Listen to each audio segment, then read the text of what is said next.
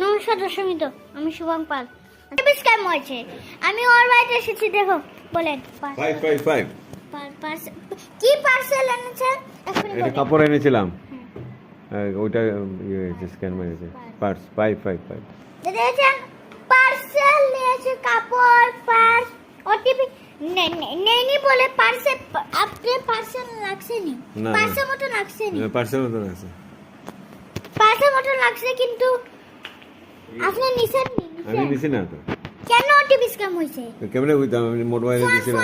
Phone phone কইছে, phone দিয়া কি হচ্ছে? ফোন দিয়ে স্ক্যান করেছে। কি কইছে? কইছে আপনার একটা নাম্বারটা দেন, আমরা একটা পার্সেল আইছে।